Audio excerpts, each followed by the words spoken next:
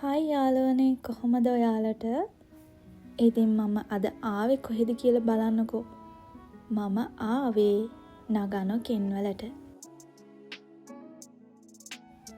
ඉතින් මම අද ඔයාලව එක්කන් යන්නේ ජපානයේ තියෙන පරණම බෞද්ධ විහාරස්ථාන වලින් එකකට.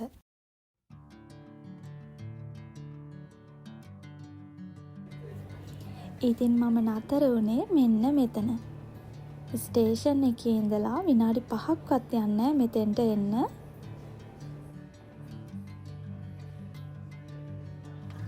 මම පීසා ෆෑන් කෙනෙක් නම් නෙවෙයි. ඒත් ඉතින් මට දුර යන්න බැරි නිසා මහන්සිත් නිසා මේ විදියට ඩිනර් එක ගත්තා. ඉතින් පහුවෙනිදා උදේ පාන්දරින්ම මේ විදියට මම ලෑස්ති වුණා සෙන්කෝජි පන්සල බලන්න යන්න. ඉතින් යාළුවනේ එදා දවසම වහිනවා. ඉතින් මම කැෆේ එකෙන් එළියට ආවට පස්සේ මේ විදියට තමයි දැක්කේ පාර දිගටම මල් වාසනින් පිරීලා තමයි තිබුණේ. ඔයාලට කියන්න යාළුවනේ හරිම සුවඳයි. මල් සුවඳ මුළු පරිසරයම වසාගෙන ගිහිල්ලා වගේ තමයි මට නම් දැනුනේ. ඉතින් මම මල් වාසනා මේ විදියට පාර දිගේ එක පේලියට එක දිගට මේ වගේ නම් දැකලා තිබුණ නැහැ ජපානේ මම ගිහපු තැන්වලින්. ඉතින් මට හිතුණා ඇයි මම නගනවලට මීට කලින් ආවේ නැත්තේ කියලා.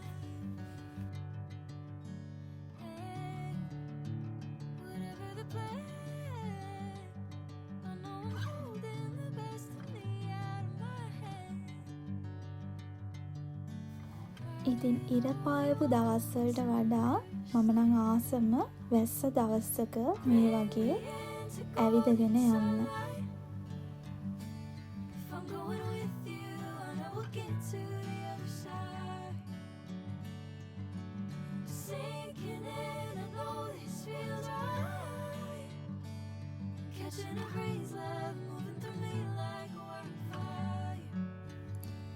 ඉතින් යාළුවනේ මෙහෙම මල් දකිද්දී හරිම ප්‍රබෝධමත් උදේ පාන්දරම මේ වගේ දසුනක් දකිනවා කියන්නේ මට හිතුනේ මම හරිම වාසනාවන්තයි කියලා.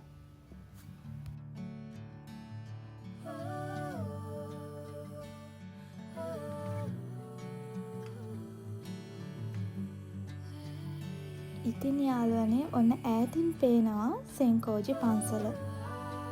ඉතින් සෙන්කෝජි පන්සල නිර්මාණය කරලා තියෙන්නේ 7 වෙනි සියවසේ. ඒ කියන්නේ අවුරුදු 1400කටත් වඩා පැරණි සිද්ධාස්ථානයක් තමයි මේ සෙන්කෝජි පන්සල.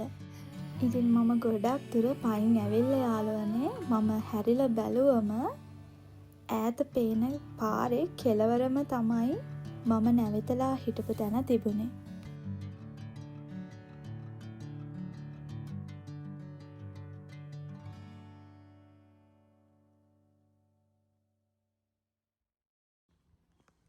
ඉතින් ඔයාලට පේනවා ඇති යාළුවනේ ඉදිරියෙන් තියෙන දොරටුව. ඉතින් මේ වගේ ගේට්ස් දෙකක් තියෙනවා. මම මුලින් නම් දැනන් ඉඳියේ නැහැ මේ වල අර්ථයක් තියෙනවා කියලා. නමුත් මේ සෙන්කෝජි ටෙම්පල් එකේ ප්‍රධාන දොරටු දෙකක් තියෙනවා. ඉතින් මේ පළවෙනි ගේට් එක තමයි ඔයාලා දකින්නේ. ඉතින් මේකේ දෙපැත්තේ ඉන්නවා නියෝ කියලා හඳුන්වන ශක්තිමත් ආරක්ෂක මූර්ති දෙකක්. ඉතින් මම මුලින්ම දකිද්දි මට බය හිතුණා.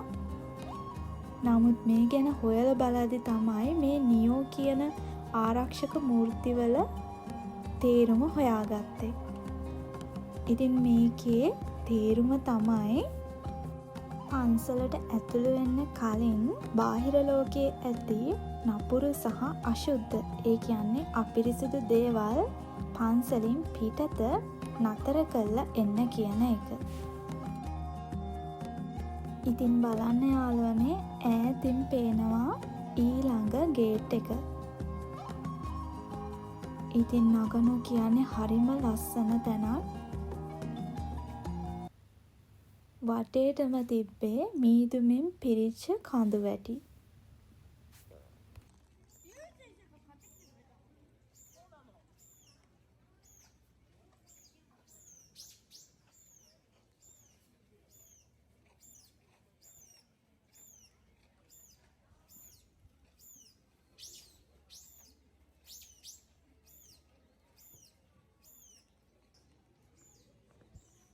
ඉතින් ජපානයේ පන්සල් එක එක බෞද්ධ නිකායන් වලට අයිති වුණත් මේ සෙන්කෝජි පන්සල කිසිදු නිශ්චිත නිකායකට අයත් වෙන්නේ නැහැ. ඕනෑම ආගමක ඕනෑම නිකායක ස්ත්‍රී පුරුෂ භේදයකින් තොරව වැඳ පුදා ගන්න පුළුවන්. ඉතින් මේ පන්සලේ විශේෂත්වයක් තියෙනවා. ඒ තමයි ජපානයට මුලින්ම ලැබුණු බුදු පිළිමය තියෙන්නේ මේ පන්සලේ. ඒ කියන්නේ ಭಾರತයෙන් කොරියාව හරහා ජපානයට මුලින්ම ලැබුණු පිළිමයක් තැන්පත් කරලා තියෙන්නේ මේ පන්සලේ. ඒක හඳුන්වනවා හිබුත්සු කියලා. ඒ කියන්නේ හයිඩන් බුද්ධ කියලා තමයි. ඉතින් මේක කාටවත් ප්‍රදර්ශනය කරන්න නැතුව රහසිගතව තියෙන බුදු පිළිමයක් කියලා තමයි සඳහන් වෙලා තියෙන්නේ. ඔයාලට පේනවා ඇති මේ ගවයගේ පිළිරුව. ඉතින් මේක ජපන් ප්‍රස්ථාපිරුලා.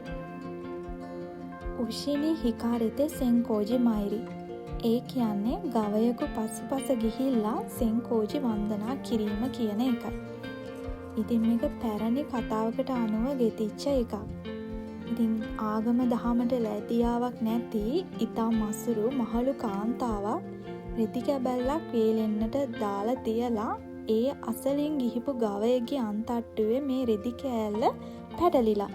ඊට පස්සේ මේ ගවයා දුවන්නට අරගෙන ඊට පස්සේ මේ මහලු කාන්තාව රෙදි කැබැල්ල බේරගන්න ගවය පසුපස ගොඩක් දුර ගිහිල්ලා. ඉතින් අවසානයේ ගවයා ඇයව කැඳවාගෙන ගිහිල්ලා තිබ්බේ මෙන්න මේ සෙන්කෝජි පන්සල වෙතට. ඉතින් මෙතෙන්ට ආපු ඇයට තමන්ගේ මසුරුකම හා ජීවිතයේ අනියත බව වැටහිලා පාර වෙනස් වෙලා තියෙනවා. ඉතින් සමහරක් දේවල් නිසා අපිට තරහක් ඇති වුණත් අන්තිමට බලද්දී ඒක වෙලා තියෙන්නේ තමන්ගෙම හොඳට. ඉතින් යාළුවනේ ඔයාලා දකින්න ඇති දෙවනි ගේට් එක පාස් වුණා. ඒකට කියන්නේ සන්මොන් ගේට් කියලා. ඉතින් බුදුදහමට අනුව මේ ගේට් එක හඳුන්වන්නේ විමුක්තියේ දොරටු 3. ඒ කියන්නේ ශූන්‍යතාවය, නිමිති රහිත බව සහ අප්‍රණිහිත බව. බලන්න ඉතින් මේවට තියෙන අර්ථ. ඉතින් පන්සල ඇතුළ නම් වීඩියෝ කරන්න බැරි වුණා. මම දැක්කා එක විශේෂී පිළිමයක්. ඒ ගැන සඳහන් කරන්න ඕනේ. ඉතින් මේ පිළිමයේ ඉන්නේ බින්සර සොන්ජ කියන රහතන් වහන්සේ නමක්ලු. ඉතින් මම දැක්කා මේ පිළිමේ එක තැන් මේ මිනිස්සු අත ගන්නවා. ඉතින් මම බැලුවා ඇයි එහෙම කරන්න කියලා. මම ඒ දිහා බලලා අනිත් පැත්තේ දොරටුවෙන් මේ විදියට එළියට ආවා. මට පස්සේ තමයි ඒ ගැන හොයාගන්න පුළුවන් වුණේ.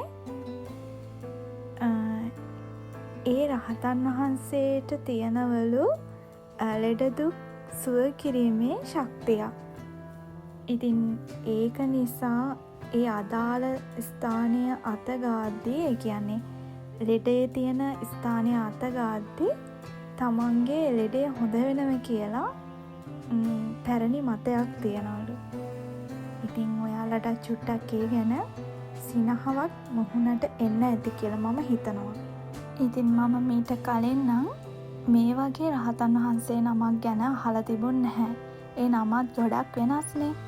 ඉතින් මං හොයලා බැලුවහම බුදුරජාණන් වහන්සේගේ පරිනිර්වාණයෙන් පස්සේ මේ දහම මුළු ලොව පුරාම පැතිරලා තියෙනවා. ඉතින් මේ ධර්මය හොයාගෙන ඉතින් මෙහෙම රහත් බව ලැබපු අපි නොදන්න කොච්චරක් රහතන් වහන්සේලා ඇද්ද? මම අමතක කරේ නැහැ පන්සලෙන් එහා පැත්තේ පේන තිබ්බ මෙන්න මේ කන්දත් බලන්න යන්න. මොකද එදා වැහිපර දවසක් නිසා මුළු පළාතම මීදුමෙන් වැහිලා තමයි තිබුණේ. මොකද නගනෝ කියන්නේ කඳු වලින් වටවෙච්ච තැනක්. මම ගොඩක්ම ආස ජපානයේ පන්සල්වල මේ වටේ තියෙන ස්වභාවික පරිසරය බලන්න. හැම පන්සලකම වගේ මේ වගේ මල් වවල තියෙනවා.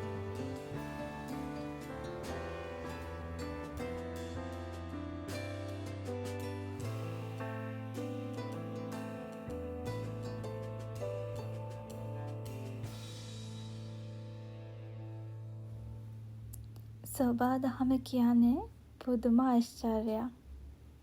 මිනිස්සෙගේ හිතක් නිවන්න සෝබා දහමට තරම් වෙන කාටවත්ම බෑ.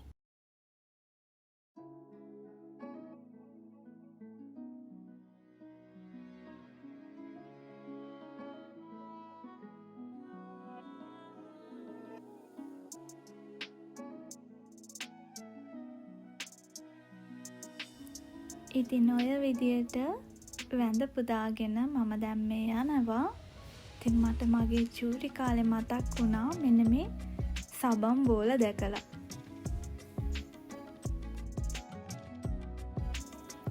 ඉතින් ඔයාලට බිසි ලයිෆ් එකෙන් ටිකක් ඈත් වෙලා නේචර් එකට කිට්ටු වෙන්න ඕන නම් ඔයා එන්න නගනවලට. ඉතින් නගන කියන්නේ හරිම ලස්සන පැත්තක්. කඳු වලින් වට වෙලා තමයි තියෙන්නේ. ඉතින් මං අමතක කරේ නෑ චුට්ටක් නගනවල ෂොපින් රවුන්ඩ් එකක් යන්න. ඉතින් මේ වීඩියෝ එක ඔයාලත් එක්ක ෂෙයා කරගන්න ලැබීම ලොකු සතුටක්. ඉතින් අපි නෙක්ස්ට් වීඩියෝ එකෙන් හමු වෙමු. පරිස්සමින් ඉන්න.